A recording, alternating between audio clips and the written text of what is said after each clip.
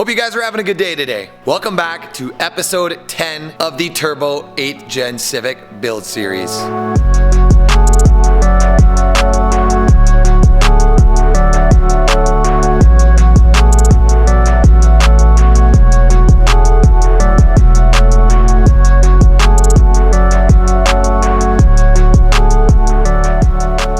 In today's video, there is a whole bunch of random little small things that we need to take care of. But first thing that I want to take care of is the way we're mounting our battery. And we got to finish up running all of the lines for our fuel line, our purge line, our brake booster line with the check valve, our wastegate lines, our oil feed line, and our oil drain line. But first of all, since I have it kind of set in here right now and I'm looking at it, in order to figure out how I want to route these hoses, I need to have the battery in there and I need to see how I'm going to route them to keep them from contacting the shifter linkage, keep them from getting squished between the intercooler pipe and the battery mount bracket and all that stuff. So we're just gonna jump straight into this since there's enough episodes on this build series already. If you guys are not following along, then go back and watch a lot of the old videos because we have covered a lot of information so far. As you can see, we're pretty far along with this build. So jumping straight into it, this battery mount is not gonna work. Just plain and simple, it hits the intercooler pipe in more than one place, to be honest with you. It hits the intercooler pipe for the outlet on the turbo, and where you see those little brackets there that are kind of rusty, those are hitting the intercooler pipe right down by the mass airflow sensor. So now that we got rid of a lot of the factory intake piping, and now we obviously got the turbo and everything like that in there, we do not need those little threaded mounts on the side of this. So we're gonna chop that right off with a grinder, and then we're gonna test fit this again and see how it fits. But I am like 90% sure we're gonna have to chop this little extension piece off, and we might have to build a little outlet here to fit around the intercooler pipe, and then we can weld this battery hook back on somewhere onto this mount. But if you look down here, you can see the hole of where that battery mount is supposed to bolt up. There's two of them on this side, and then it mounts the factory coolant overflow, and then there's two mounting bolts underneath, kind of like a support bracket underneath the battery mount that bolt into the frame horizontally. And those bottom horizontal ones should work. These top ones should work too, but this whole side of the bracket is hitting the intercooler pipes. So we're gonna get this pulled out. I'm gonna draw myself a line right now before I pull it out. We're gonna chop it. I'm gonna start by just cutting this side, putting it back in and seeing how it fits, and then we'll start cutting the side for the turbo outlet intercooler pipe.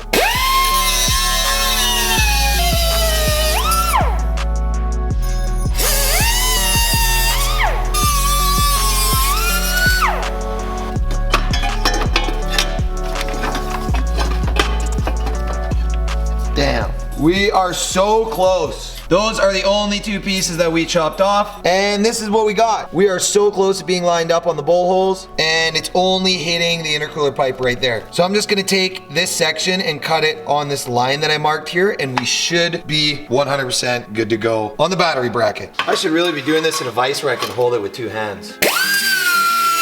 Freaking light myself on fire.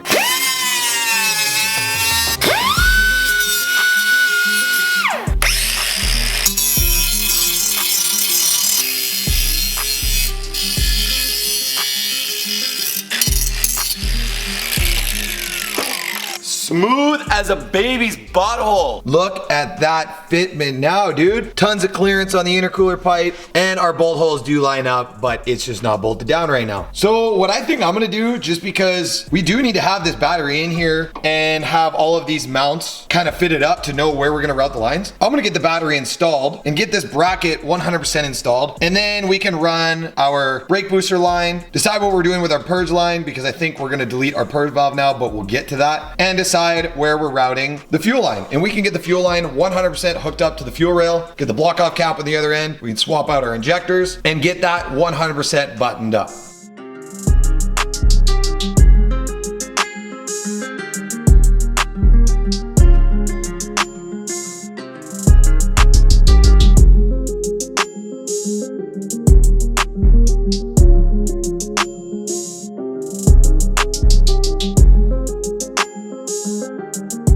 So we got everything pretty much decided how we're gonna route things now that we got the battery in. With the battery bracket, we're gonna be able to make this entire factory battery mount work. And it's actually pretty cool how we did it. So we got this factory battery mount here that we cut off of the factory mount. This is where the J hook hooks in that secures the battery. Now, you might notice that I got 2 paint marks on this thing. The reason I have 2 paint marks is because we are gonna weld this back onto the factory battery bracket. So all the factory wiring still works, it still fits up. It's nice because the wiring down there, we're gonna be able to zip tie to that intercooler pipe so that it stays away from our shifter linkage. But the reason I have 2 paint marks is because if you look right here, you will see 2 little white marks kind of on the battery bracket. Now the reason that's there is because initially that battery mount was about an inch over, so it was hitting the intercooler pipe. Whereas now, if we mount this bracket and line up our paint marks, you will see it clears that intercooler pipe. And if we zoom out so you guys can see where I'm holding it, you can kind of see, even though I just dropped my light, it'll clear the intercooler pipe and we'll be able to still use our factory battery J hook, and the battery will still sit in the factory location. Kind of ugly having a big battery up there with the turbo kit in, but I'd rather keep it as close to stock as possible. So even having a big ugly battery in the engine bay, to me, just makes this look even more sleeper. So the other thing we did while we were in there was we ran the hoses that we had running behind the ECU. If you guys caught last video, you would know. We're running them in behind the battery down there, nice and tucked and clean. They come out, we're gonna zip tie them lightly to the wire harness there by the intercooler pipe, and then they're gonna come up in behind the rad hose to the fuel rail, and then the other one is coming to here for your check valve. Can't remember if it's this port or this port. They both go to the manifold, but one is on the throttle body, even though I'm pretty sure that's a straight passage to the manifold in there. It should be the same thing either way. So at least we know now that this factory battery mount is gonna work with this turbo kit, which is awesome. I really did not want to have to build a battery relocation kit because that takes a lot of time. And it's nice because if you look in the engine bay, yeah, there's a lot of gold going on there, but a lot of our lines are hidden behind the master cylinder back there and behind that ECU.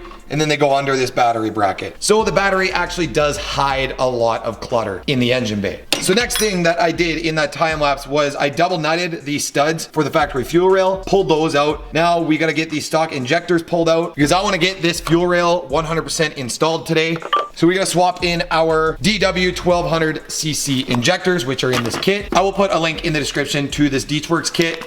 This video is not sponsored by Deechworks whatsoever. They do not support the channel at all. I just bought this kit because I needed injectors. And these were the cheapest ones I can find from a decent quality brand. I know that DW makes good stuff. And I want to say I paid about 750 bucks Canadian or 800 bucks Canadian for a set of 1200cc injectors. Come with the O-rings, the connectors, and everything specifically for the 8th gen Civic Si. So I will put a link down in the description if you guys want to pick up that same set of injectors. So let's get these stock injectors pulled out, get the DW injectors tossed in there. I like to put a little bit of Vaseline on the O-rings when installing them. And then the other piece that we got here to install our injectors completely is this Jack Spania Racing billet fuel rail. I already scratched it in one spot, which I'm pissed about, but the rest of this engine bay looks like shit, so it fits the theme. But now that we got those removed, we can get the injectors installed. And then Jack Spania actually did send out a mounting kit for that fuel rail as well, which we got in this little baggie here. It came with 2 nice Allen keys to mount in there, which thread into there super nice. So those will work. And if we need, we still do got 2 little plastic spacers here that were on the factory fuel rail. So we can use those if we need to. So let's get these stock injectors pulled out, get the DW ones O-ringed up, get it put in place, get the adapter harnesses in, get the fuel rail completely installed. We got a block off cap on this end of the fuel rail. I still got to pull this off, get some Vaseline on that O-ring and tighten this thing right up so that she's sealed. And then I'm thinking we're going to put a 90-degree AN fitting on this side. We'll need an 8 ORB to 6 AN fitting there. 90-degree, it's gonna go straight down in that little hole there between the rad hose and this PCV, and then it's gonna come out right there, zip tie to the intercooler pipe like I said, to keep it nice and hidden and clean. And then also, I don't know what the hell happened. I was just working on this and then this thing just popped off. And I got all the parts sitting on the bench right there. I don't know why that broke or what happened. I didn't even bump into it. I think it's just old and brittle and just decided to grenade itself. So we're gonna have to get a new one of those ordered from Honda, or I'm gonna build my own, but I'm not sure yet. We'll figure that out later. Right now, all I care about is getting this fuel rail mounted up.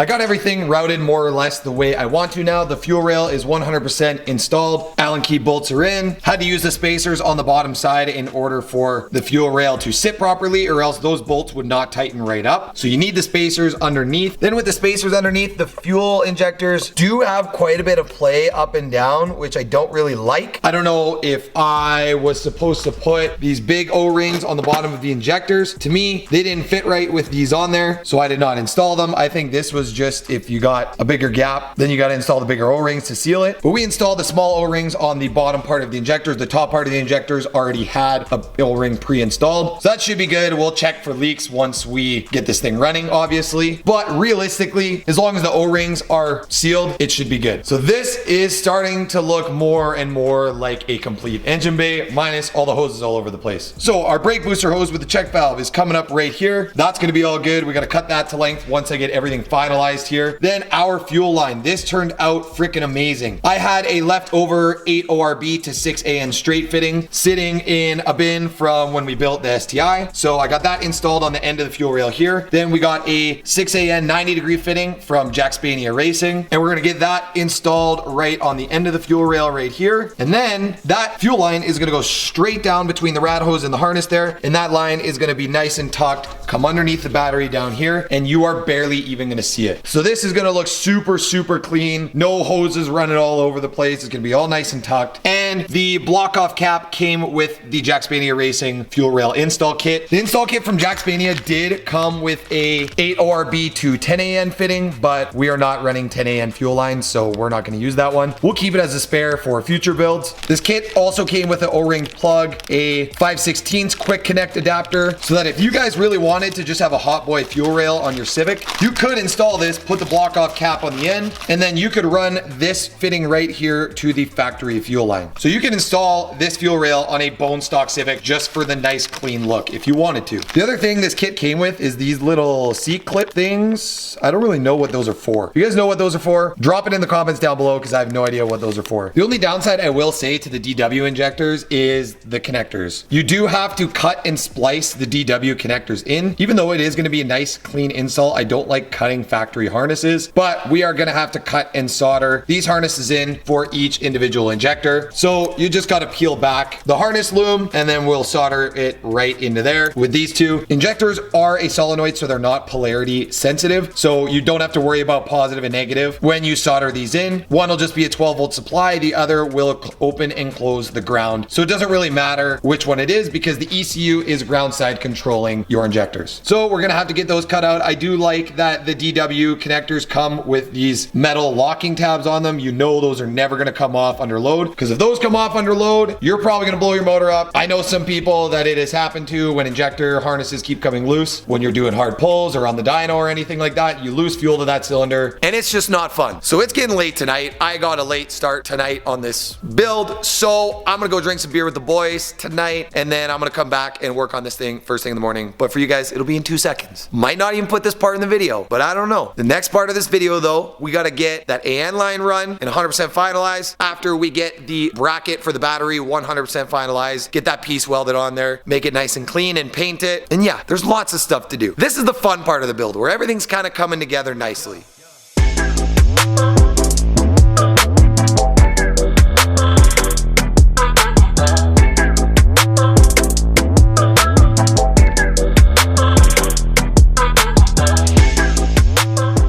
Alright, so we got the fuel line 100% built. We got the check valve line for the brake booster 100% built. We got those all routed. The purge valve line I have running into the quarter panel right now. On the driver's side, the hose is just chilling here. I think I'm just gonna zip tie this up here and vent it to atmosphere in the fender and maybe put a little filter on the end of the hose, or we'll just leave it open like we did on the SCI. But as for the fuel line, it is a super clean setup. Good 90-degree 6 AN fitting here. Runs down underneath all those hoses. She's nice and tucked, you can barely even see it. It follows the check valve line all the way in behind the battery. I did have to cut out part of the plastic mount for the battery, which you guys can see down there, just so that those hoses right there would clear the plastic bracket, so you can see right there where I cut it. Then they go around the battery under the coolant overflow reservoir up into that quarter panel right there. Then they are zip tied to the harness in the corner there, and then go down in behind the ECU and up. So I'll give you guys a little bit of a view from the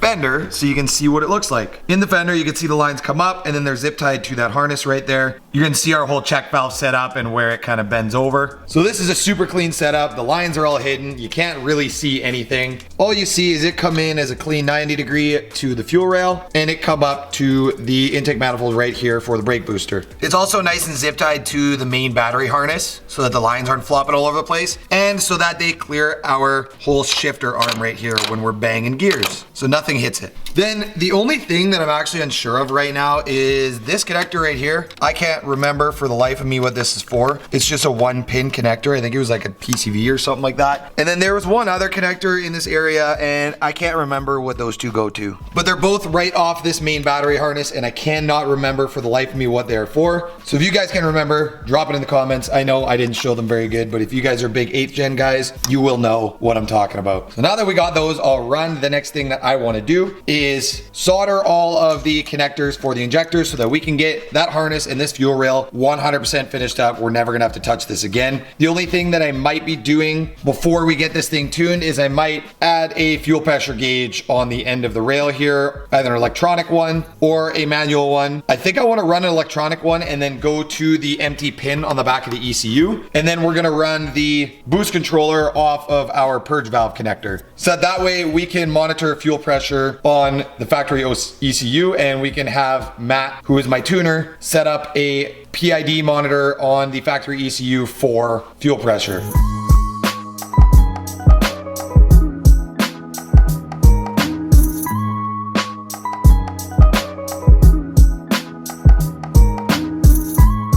We got all of the DW injector harnesses soldered in, nice and clean, perfect length on every single one. Harness just runs along the bottom and feeds each injector. And they got the nice metal locking tabs on the top. So that looks super good. Our fuel rail at this point is 100% done, unless I want to run a fuel pressure sensor, which we might be doing. I have not decided yet. I need to talk to my tuner a little bit more about how safe it is to not run one, because I don't know if these things have an in-tank pressure sensor or how these cars monitor fuel pressure from factory, because you definitely want to do that when you're boosting a car. So for now, fuel rail, the fuel feed system is 100% done. I tightened up the line at the back and I tightened up this line, so it is 100% finished. Which is a good step in the right direction. We're actually making some progress now and it feels good. Next thing that I want to do is I'm gonna get this battery mount pulled right back out. And then now that we have this apart and I have the battery out, I can show you guys the two connectors I'm talking about. There's this one here. It's a red wire. Looks like it's just a 12 volt feed. I actually haven't hooked up the battery and tested for 12 volts on it, but I can't for the life of me remember what this was for. Oh my God, I am an idiot. Let's just pause this for a sec and zoom in on both of these. Weird how one of them is a female connector and the other one is a male. I don't know how I didn't think of this when I was looking at it, but they literally plug into each other. I'm an idiot, but that's okay. Let's keep moving on. So next step to get this battery mount 100% finalized is we need to take care of those two white dots there and get our battery J-hook mount welded back up so it's not hitting the intercooler pipe. And then while we have this pulled out, we can tighten up the two intercooler T-bolt clamps on that 45-degree bend. And then we could probably get our blow-up valve installed, honestly. I want to take care of this kind of whole little quarter section here and make sure this is all buttoned up and done so we can move on to wastegate lines, the boost controller, and then all the turbo stuff. But honestly, once we get all the turbo stuff and the exhaust installed, this thing is going to be ready for a first start. So I want to get this whole area dialed in first.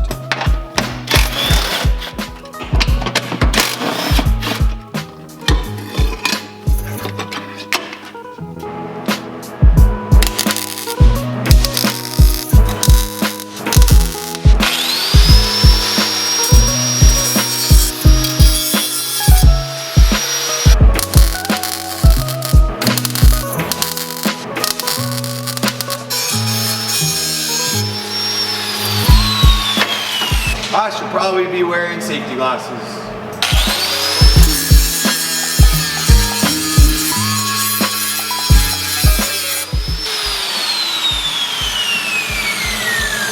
Bro, I literally put safety glasses on and I got something in my eye.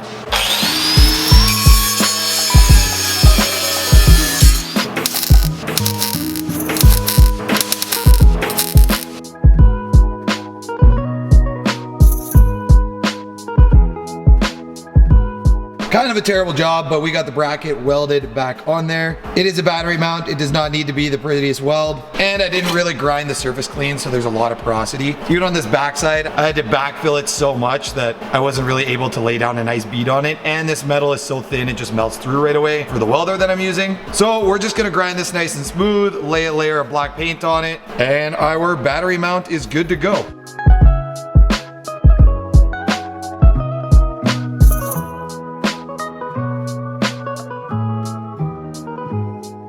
All right, moment of truth. Is it gonna fit? Is it gonna fit?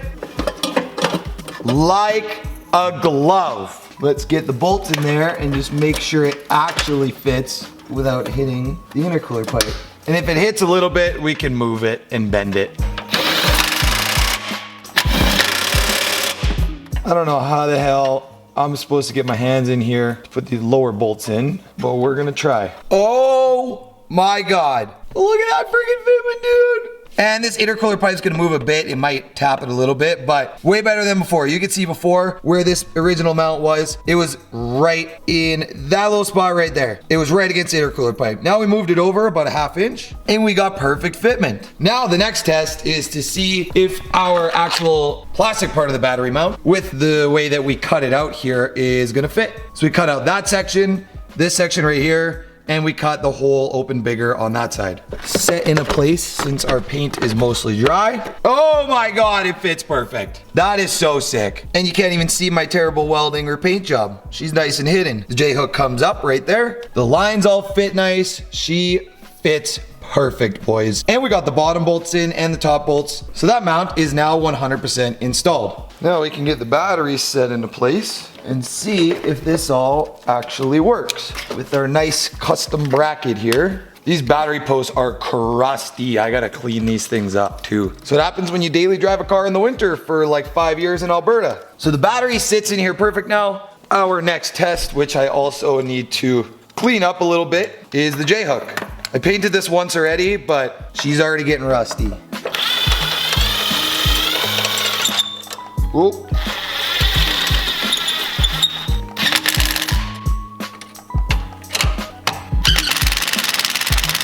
Hell yeah, dude.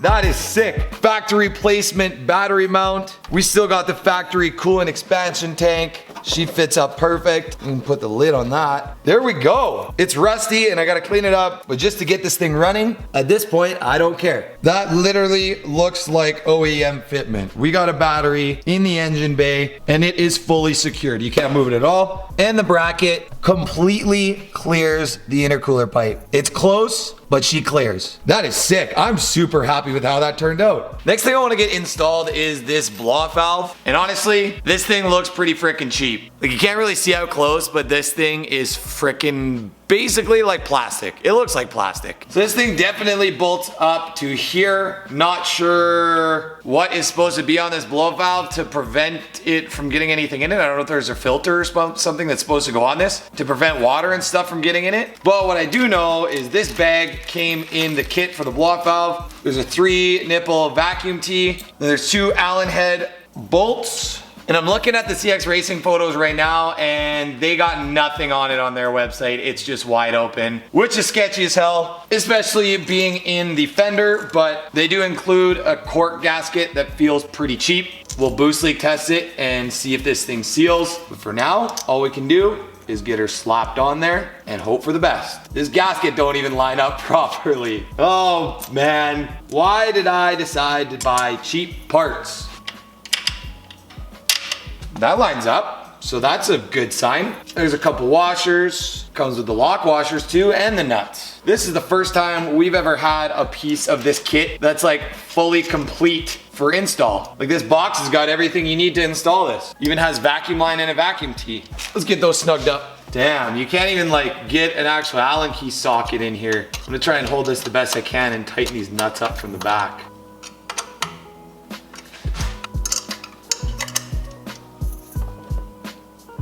Nice, they snug up pretty good. Don't even need to hold the Allen key. Perfect. Now, they supply this vacuum line right here. I'm gonna put it on here. We're gonna run it through and see how long it is, but being honest with you guys, I don't think this is gonna work. We might need to install a different size fitting on the blow-off valve because this is not very long of vacuum line. But we're gonna run it the same way up through the quarter panel where my fuel line and brake booster line is. I guess it potentially could be long enough. That works pretty good actually, I'm surprised. We'll have to zip tie it and secure it once we actually know where we're going with it, because I don't know yet. But that's about all there is to the blow-off valve install. There's nothing else that comes with it. Now that we got the blow-off valve installed, I'm pretty happy with how far we got in today's video, getting the blow-off valve bolted up. We know where the vacuum line's gonna run now. We just got the vacuum line chilling up here. I got this 3T that the kit comes with just sitting in it. I think we are gonna tee this into right here because we did delete our purge valve. So we're gonna run a hose from here that goes to our boost gauge. And I'm also gonna tee in